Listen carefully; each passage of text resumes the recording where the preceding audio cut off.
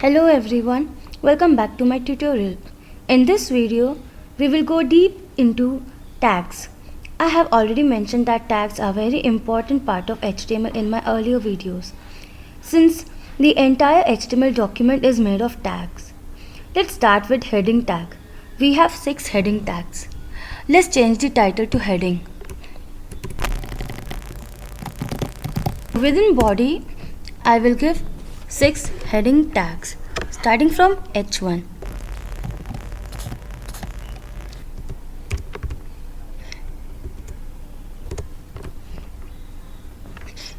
Let's write something inside these tags. So here I will write heading 1. Similarly, here I will write heading 2 and so on. H1 is the largest one and H6, which is heading 6, is the smallest one.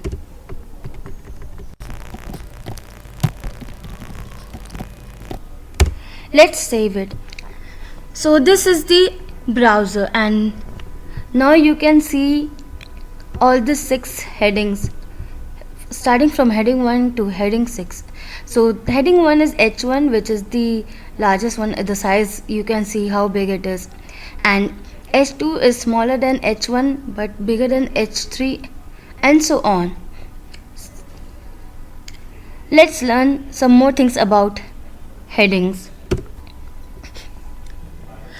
Your website should have only one H1 tag. Reason: H1 tags are synonymous with SEO. I hope you all know what is SEO. If there are multiple H1 tags on a page, this can confuse Google and it may have a bad impact on the keyword rankings. So suppose if we have multiple H1 tags, we can write a tutorial in one H1 tag. In another H1 tag I am writing video. In another H1 tag I am writing something else. So if we start searching with any of the H1 tags that we have mentioned in Google, then it will get confused and it won't be able to search our page. So it makes no sense and we won't be able to promote our page. H1 heading denotes the primary subject matter of the page. This is also one of the main point, that since you have seen the size of H1, it is the largest of all. So it highlights the title of the page. Let's go ahead and now learn about the most common tag, which is div tag, paragraph tag and span tag. Div tag is the most common used tag in HTML.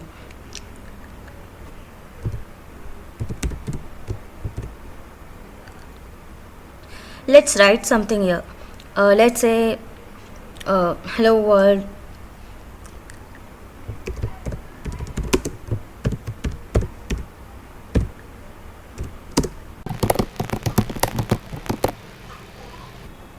Let's save and see the result. See, this is the result.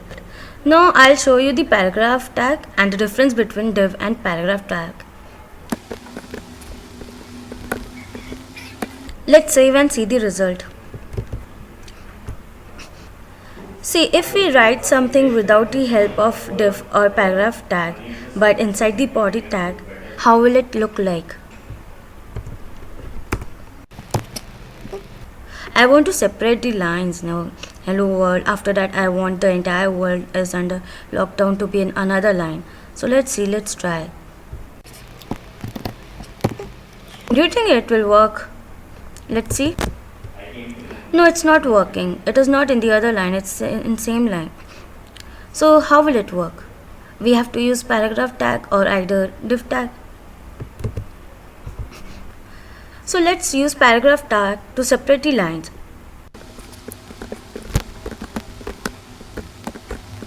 What do you think, it will work? Let's see. It worked. The reason behind it, because in paragraph tag we are giving 2 p tags and we are writing hello world in one of the p tag and the entire world is under lockdown in another p tag. We cannot do the same with body tag because body tag is used only once. Unlike p or div, body tag is meant for content, the entire content, just like head tag. So you need to remember one thing. In this page which we can view right now, this doc type HTML can be used only once, HTML tag can be used only once, this head, title and body tag, these are also used only once. This is the main structure of HTML. Apart from this p tag or div tag or any other tag which we will use in later videos, which I will show in later videos, can be used multiple times except h1 tag. Always remember that, because as I explained earlier, h1 tag can be used only once because of the SEO. Now I will show you the difference between div and span tag. I must have mentioned that div is the common tag which is used in HTML, and it is not only for writing content like paragraph tag. It is meant for many things. We can add media, we can embed things, we can write content, we can make grids, separate grids. So it is used for various things. Similarly, span is also used for various things, but there is a difference between span and div. Let me show you with the example. So if we write like this, let's save and check. See the result. The first two hello world is the result of div and the last one is the result of span, but we wrote in a similar manner, like opening tag of div, then hello content, then closing tag of div. Then we repeated the same thing. After that we repeated the same thing using span tag, but in div we are getting hello world in a separate line, but in span we are getting hello world adjacent to the previous one. So what is the difference between span and div, and why are we getting this result? Let's check. Let's get deep into it. Difference between div and span. It is also an interview question answer which is frequently asked. The question can be changed, like difference between inline element and block level element. I will explain you why it is called inline element and block level element. So let's proceed. Div is a block level element and span is an inline element. What is block level? Like here we can see hello world in two separate lines. This is called block level, and hello world in same line, this is called inline. Inline means same line.